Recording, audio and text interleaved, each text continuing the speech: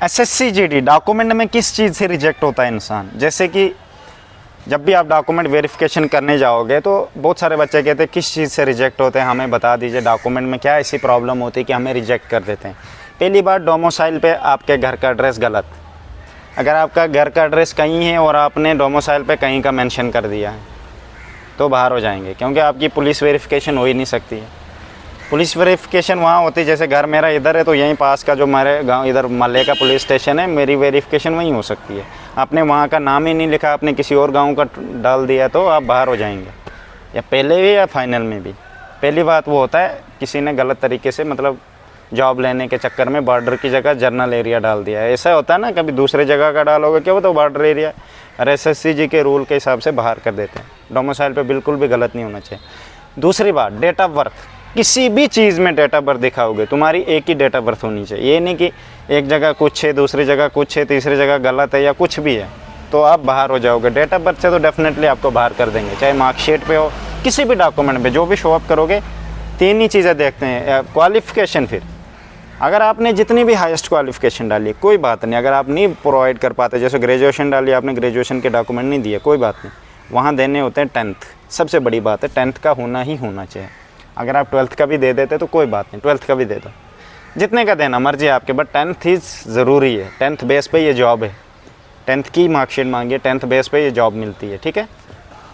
तो आप 12th का भी दे सकते हैं, कोई बात नहीं। तीसरी बात, नाम आपका, आपके नाम में कोई भी स्पेलिंग गलत नहीं होनी चाहिए। नाम जो भी आपका वही होना चाहिए।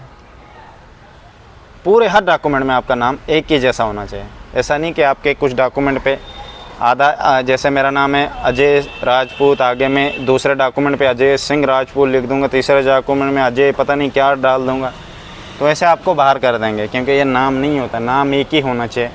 अगर किसी बच्चे का कुछ गड़बड़ है तो आज तक तुम कहाँ थे, आज याद आ रहा है तुम लोगों को?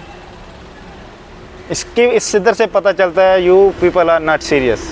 यहाँ के लिए सीरियस होना पड़ता है, ठीक है ना। अगर किसी, बहुत सारे कमेंट करते हैं मेरे डॉक्यूमेंट भाई ये गलत है, मेरा डॉक्यूमेंट मैंने सीबीएसई वालों को दिया, वो वहाँ से ठीक करके देंगे।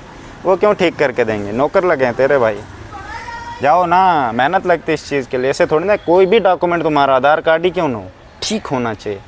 ये इधर ही नहीं लगेगा, इन फ्यूचर आपको जॉब लगेगी वहाँ पे, जहाँ पे ट्रेनिंग करने जाओगे वहाँ बोलेंगे आधार कार्ड दिखा, तेरा गलत ही होगा, सब कुछ बाहर कर देंगे, तू है ही नहीं बंदा इधर का, क्या करेगा? इधर ही थोड़ी ना लगेगा, आगे भी लगना है ना चीज़ें। आगे तेरे को टाइम ही नहीं मिला, एकदम तो सिलेक्ट हो गया, ट्रेनिंग पे चले गए, फिर कहाँ ठीक करवाएगा? तो पहले से ही ठीक करवा के रखना। दूसरी बात, डॉक्यूमेंट कोई प्रोवाइड नहीं कर पाना। जैसे डोमिसाइल आपकी नहीं, आपके पास नहीं है, कुछ बच्चे कह रहे हैं पीआरसी है या डोमिसाइल, दोनों में से एक चीज़ होनी ही होनी चाहिए, और इन पे दोनों पे एड्रेस आपका सही होना चाहिए, पिन कोड सब कुछ। अगर आपने फॉर्म फिल करते वक्त गलत एड्रेस डाल दिया है, देखो नहीं डालना चाहिए। अगर डाल दिया है कुछ नहीं कह सकते भाई, ऐसे अगर क्या पता, अगर ओरिजिनल डॉक्यूमेंट के हिसाब से आपका एड्रेस देखेंगे तो शायद बच सकते हो, ठीक है। तो बस यही डॉक्यूमेंट, देखो उन्होंने एडिट फॉर्म करने के लिए आपको मौका देते हैं 2 बार, पहले भरो फिर एडिट, फिर भी तुम्हारी अगर गलती होती है इसका मतलब जब पता लगता है कि तुम उस लायक हो ही नहीं, फिर भी तुमने भर दिया, चलो कोई बात नहीं, छोड़ो। साइबर कैफ़े से क्यों भरना है, फ़ोन में आजकल फॉर्म फिल हो जाते हैं, अपने से भरो, 2-4 बार चेक करो उसको, क्या मैंने सही भरा। आगे डॉक्यूमेंट में किस बात से रिजेक्ट करेंगे, अगर आपकी जैसे एनसीसी सर्टिफिकेट है, आपने एनसीसी सर्टिफिकेट के मार्क्स ले लिए हैं और आपके पास एनसीसी सर्टिफिकेट है ही नहीं, तो आपको एनसीसी सर्टिफिकेट जब आप प्रोवाइड नहीं करोगे आपके मार्क्स माइनस हो जाएंगे। तो ये भी हो सकता है। या एज आपकी, जैसे आप ओबीसी, आप जर्नल में थे, आपने एज गैप डाल दी, एज की कैटेगरी ले लिया आपने एसटी से, एसटी कास्ट में आपने फॉर्म भरा है पर आप जर्नल में हो, तो आपको जो अगर एज अगर 23 साल से नीचे हो तो फिर बच जाओगे। अगर 23 साल से ऊपर हो और एसटी में गए थे तो बाहर। रही बात, किसी बच्चे ने एसटी डाला है, ओबीसी, डब्ल्यूएस कुछ भी, अगर उनके पास वो डॉक्यूमेंट नहीं है तो एसएससी जीडी वाले आपको सीधा जर्नल में डाल देंगे, ठीक है। कोई रिजेक्ट नहीं करेगा, आपको सीधा जर्नल में डाल देंगे। आपके एडमिट कार्ड के नीचे भी लिखा होगा, जब आपको एडमिट कार्ड मिलेगा उस पर पढ़ सकते हैं। और डॉक्यूमेंट में किस बात से रिजेक्ट करेंगे, आपका कोई भी डॉक्यूमेंट फेक होगा, ओरिजिनल नहीं होगा, ठीक है। चाहे वो सिग्नेचर वाला हो या ऑफलाइन या ऑनलाइन, दोनों लगेंगे, क्योंकि उसके ऊपर एक नंबर होता है, रजिस्ट्रेशन नंबर, उनको उसी नंबर से मतलब होता है। वो जब चेकिंग करने जाएंगे वो रजिस्ट्रेशन नंबर ही आपके बोर्ड में जाएगा या कहीं भी किस बच्चे की इन्फॉर्मेशन दो, क्या ये सही डॉक्यूमेंट है, तो आप उस रजिस्ट्रेशन बेस पे सिलेक्ट हो सकते हैं, चाहे वो ऑफलाइन हो ऑनलाइन हो, डजेंट मैटर, बस होना चाहिए आपके पास। ठीक है, फिर लास्ट में फाइनल में पुलिस वेरिफिकेशन होगी कि ये बच्चा इधर का ही है, इसने ये डॉक्यूमेंट दिए हैं, क्या ये सही है।